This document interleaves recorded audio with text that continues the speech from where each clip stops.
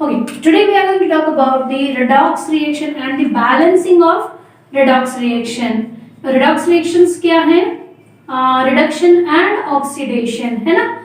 Combination of reduction reaction and oxidation reaction. Different type of reduction and oxidation reaction we have referred.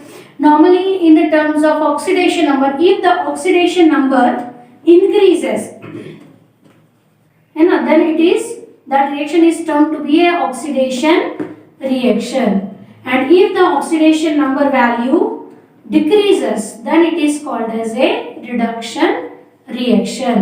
ठीक है, अब इसका example अगर हम बात करें तो मान लो जैसे Fe लिया है ना, Fe treated with copper sulfate CuSO4 gives you Cu plus FeSO4. इसमें अगर हम देखें तो हमें पता है कि यहाँ पे Fe एलिमेंटल स्टेट में है, that means oxidation state is 0. Copper की ऑक्सीडेशन स्टेट क्या है यहाँ पे 2 प्लस है.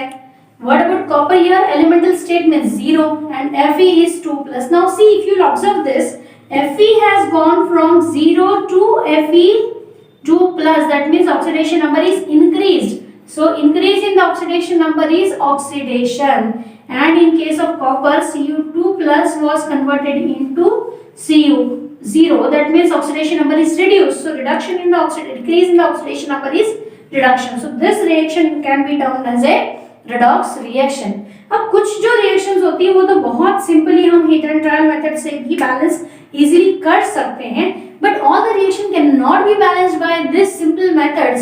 एक हमने partial equation method भी पढ़ा हुआ है, so it's not that कि partial equation method भी आपको पहले पता होना चाहिए कि भाई कौन से steps follow हो रहे हैं.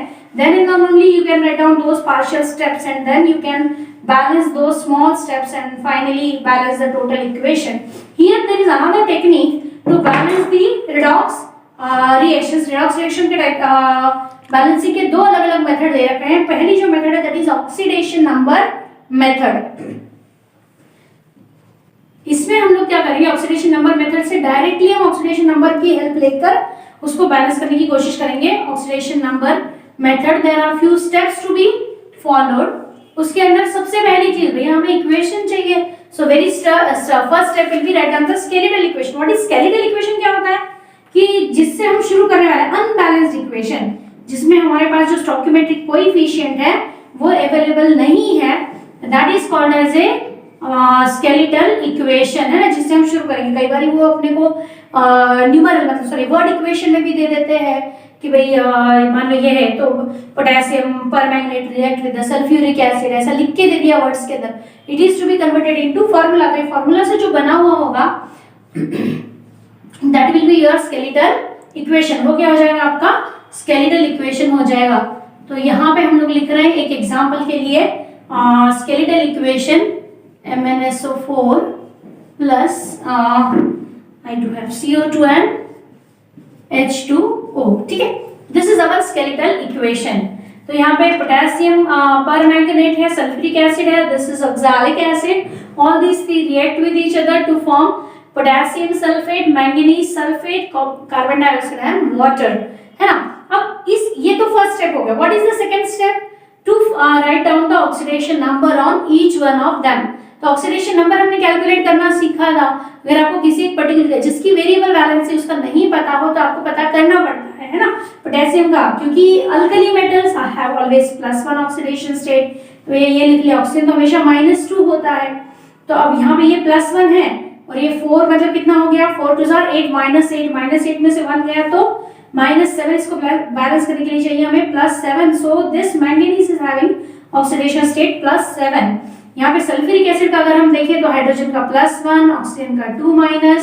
इसको बैलेंस करने के लिए देखना यहाँ पे +1 मतलब 2 बार तो +2 हो गया और ये 4 2 8 में से 2 है तो 6. तो this is +6. Oxidation of sulphur is 6. अब यहाँ पे देख लो हाइड्रोजन अगेन +1, ये तुम्हारा -2 है.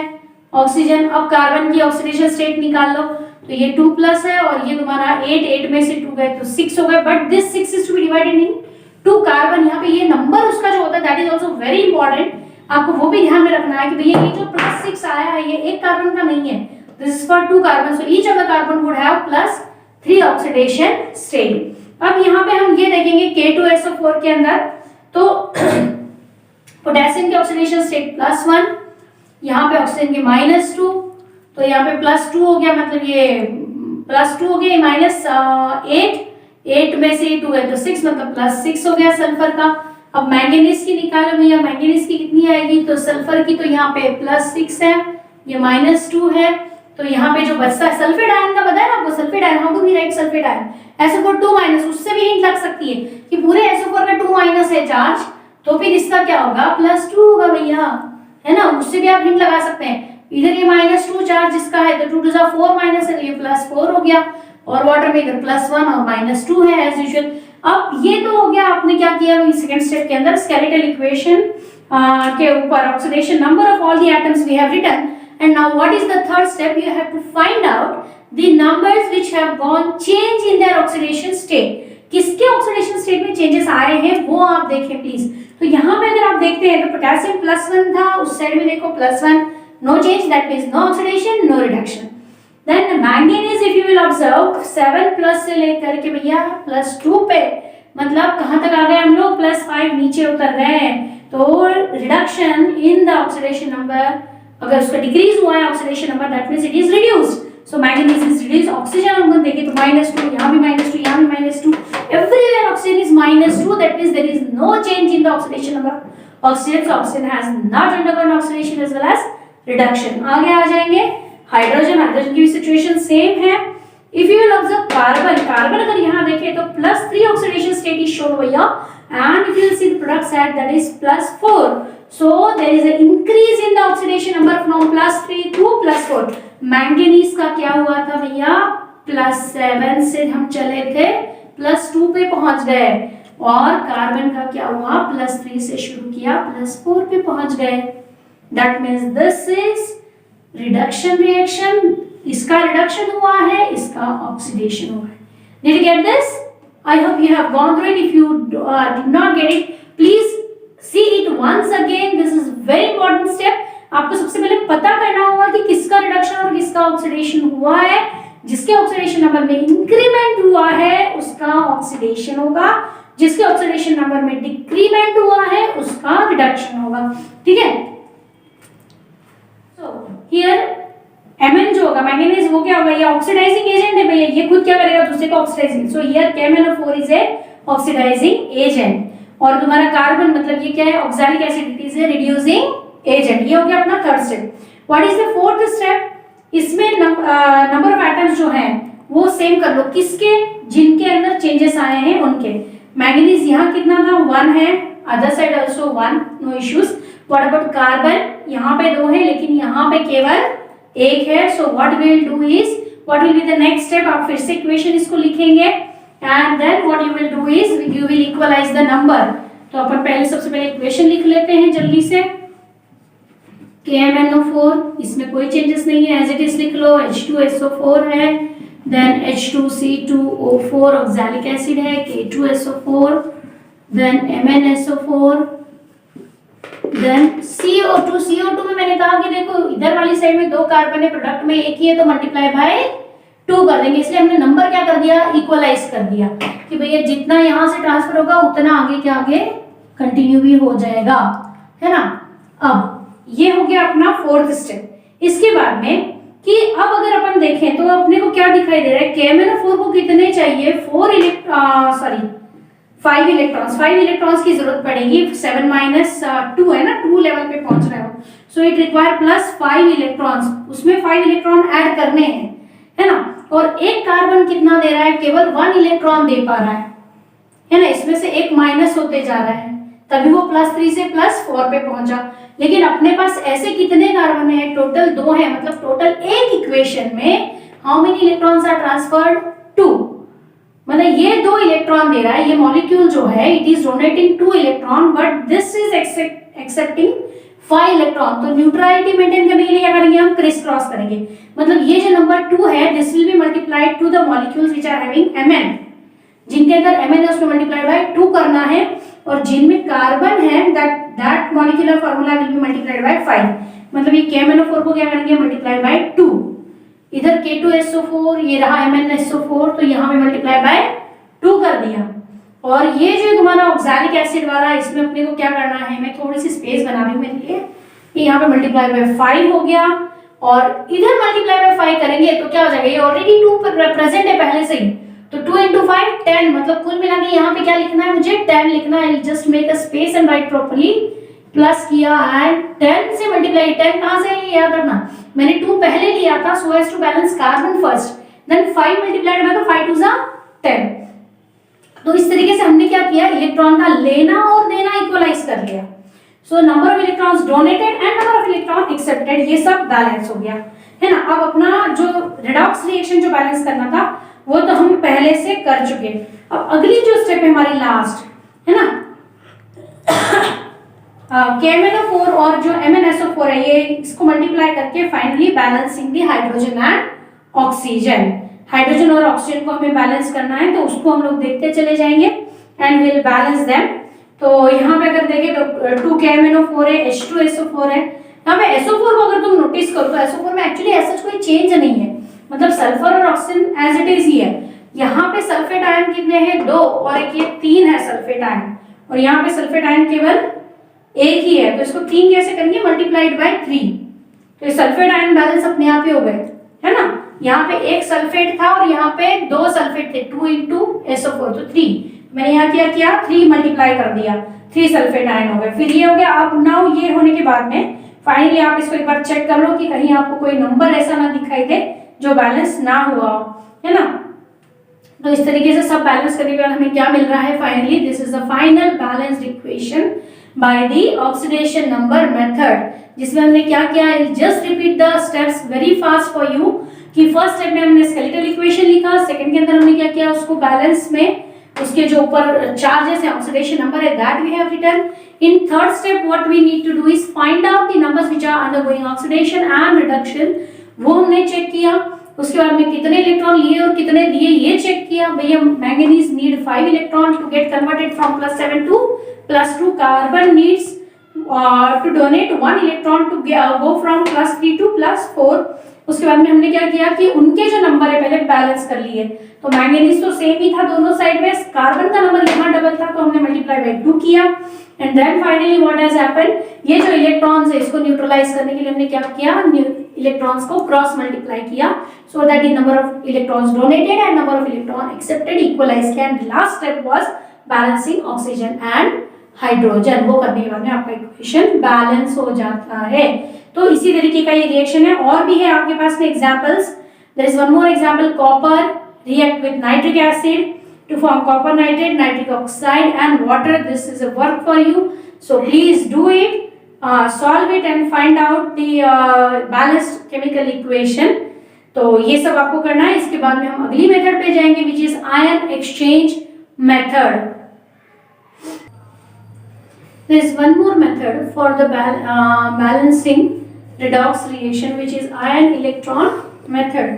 आयन इलेक्ट्रॉन मेथड में क्या है कि हम लोग एक्चुअली जो हमने एक ही स्टेप में वहां पे किया था वो हम 2 टुकड़ों में करेंगे, मतलब reduction half will be balanced separately and oxidation half will be balanced separately. 2 टुकड़ों में उसको बैलेंस किया जाएगा and then both the equation would be mixed. इस तरीके से किया जाता है। अब ये जो मेथड होता है ना, इसके अंदर क्या है कि यहाँ पे balancing half reaction there are that means in different medium we have to balance by different techniques. In acidic medium, if the solution is neutral or acidic, the oxygen is balanced by adding sufficient number of water molecule. Sufficient number of water molecules डाल करके हम oxygen balance करेंगे। किस में? If the medium is neutral or acidic. और उसके बाद में क्या करेंगे? बैलेंसिंग जो हाइड्रोजन का है, that is done by addition of H+ ion. Because we know that H+ ions are available in acidic medium. Basic अगर आपका सॉल्यूशन है तो टेक्निक चेंज हो जाएगा, है ना। बैलेंसिंग द ऑक्सीजन, ऑक्सीजन को हम बैलेंस किससे करेंगे, OH- से करेंगे, और हाइड्रोजन को बैलेंस करेंगे हम वाटर मॉलिक्यूल से। लेकिन थोड़ा सा यहाँ पे अलग होता है कि यहाँ पे जो जितने आप हाइड्रोजन आपको बैलेंस करने उतने ही, जितने आप वाटर ऐड करोगे ना उतने ही OH भी आपको अदर साइड ऐड करने, बिकॉज एक वाटर मॉलिक्यूल ऐड करके आप केवल एक हाइड्रोजन ऐड कर पाते हो। तो दूसरे साइड OH डाल के जो एक्स्ट्रा OH ग्रुप है वो आपको हटाना पड़ेगा। ये माइंड में रखना, ये दो जो अलग अलग कंडीशंस मैंने बताई हैं इनको फिट करके रखना कि एसिडिक या न्यूट्रल मीडियम है तो आप ऑक्सीजन किससे बैलेंस करते हो, वाटर से बैलेंस करते हो, hydrogen is balanced bye H+ ion. और अगर आपका मीडियम बेसिक है तो in that situation oxygen would be balanced bye OH- and hydrogen is balanced by water. But एक हाइड्रोजन ऐड करने के लिए आपको एक वाटर मॉलिक्यूल डालना है और उसी के साथ में एक OH अपोजिट साइड डालना है। So this you have to keep in mind, है ना, while balancing this equation. Let us take one example. यहाँ पे Cr2O7 डाइक्रोमेट आयन है plus treated with oxalate ion C2O4 2- plus H+ is given over here. Then it forms chromium ion Cr3+. Then water is there, CO2 and water, CO2 and water. So this is the equation, ionic equation है ये, dichromate ions plus oxalate ions plus H+ and acidic medium, chromium ion is formed, carbon dioxide and water. First step तो अपना वही है भैया, write down the skeletal equation. Second step would again be same, write down the oxidation number of each component. तो यहाँ पे chromium का oxidation number लिखना है हमें। हाउ टू राइट डाउन, 7 का कितना होता है, 7 2 14, ऑक्सीजन का टोटल कितना हो गया 40, लेकिन 14 में से अपने को इधर 2- ऑलरेडी दिखाई दे रहा है, ये तो 2- है, लेकिन इसमें से 2 गया मतलब कितना हो गया 12। So this 12 number is to be divided in 2। Chromium कितने 2 है अपने पास, तो +6। यहाँ पे क्रोमियम का ऑक्सीडेशन नंबर क्या आएगा +6। इसमें देखो ऑक्सलेट के अंदर ऑक्सीजन का 2- है, हमें पता है पहले से, और 4 2 8 हो गया, 8 में से 2 गए तो कितने हो गए 6 हो गए। तो 6 को डिवाइड करेंगे 2 कार्बन में, मतलब +3 ऑक्सीडेशन स्टेट है।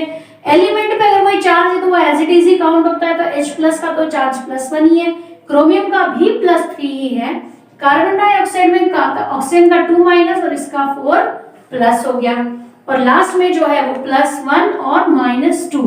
मतलब चेंजेस किस में आए हैं, थर्ड स्टेप में हमें क्या देखना है, ऑक्सीडेशन और रिडक्शन किसका हुआ है, chromium has turn from +6 to +3, मतलब ऑक्सीडेशन नंबर क्या हुआ है कम हुआ है, मतलब इसका क्या हुआ रिडक्शन हुआ। That means we will be writing reduction half reaction.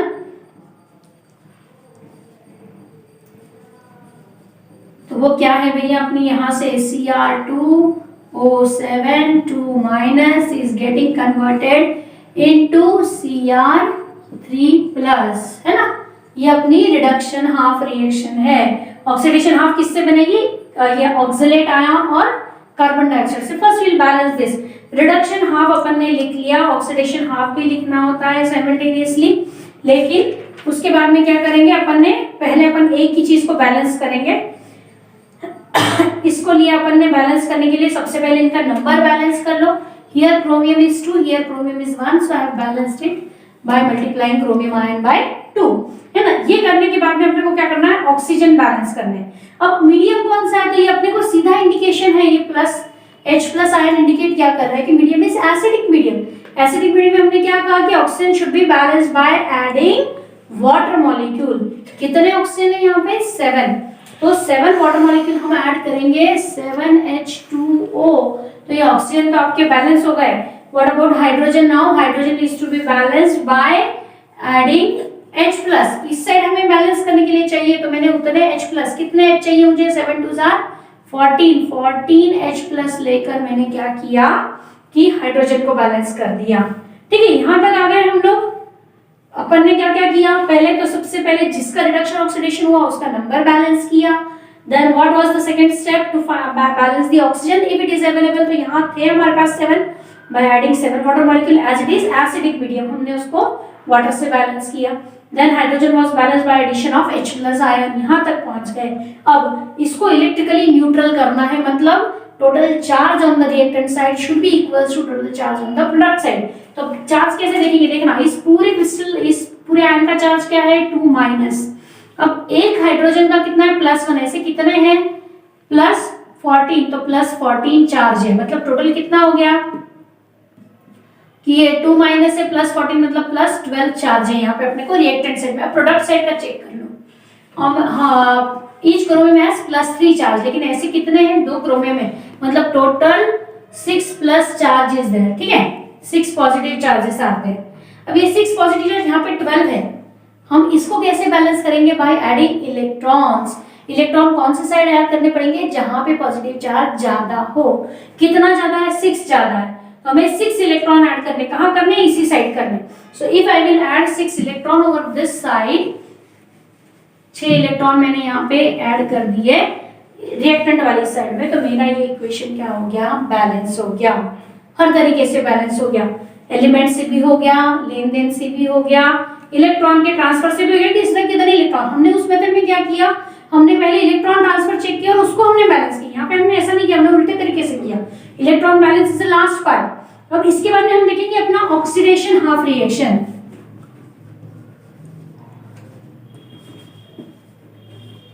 इसमें अपना ऑक्सीडेशन हाफ वाला कौन सा है? ये रहा, C2O4 2 minus is getting converted into CO2 neutral, है ना? इसमें कन्वर्जन हो रहा है। अब इसका बैलेंसिंग करना है तो पहले नंबर ऑफ कार्बन बैलेंस कर लो। इधर 2 है, इधर 2 मल्टीप्लाई कर दिया, चलो कार्बन का नंबर बैलेंस हो गया। इसके बाद में ऑक्सीजन को बैलेंस करना है, तो ये 4 है, यहाँ भी 4 है, हाइड्रोजन तो है नहीं, तो अब हमें जरूरत ही नहीं है। हमारा बाकी का जो बैलेंसिंग है वो सारा तो कंप्लीट हो गया। अब हमें क्या करना है? Lastly we have to balance the charge. अब चार्ज इस टोटल पे क्रिस्टल पे कितना है? 2 माइनस है ना? इस वाले आयन के ऊपर कितना है? और यहाँ पे कोई चार्ज ही नहीं।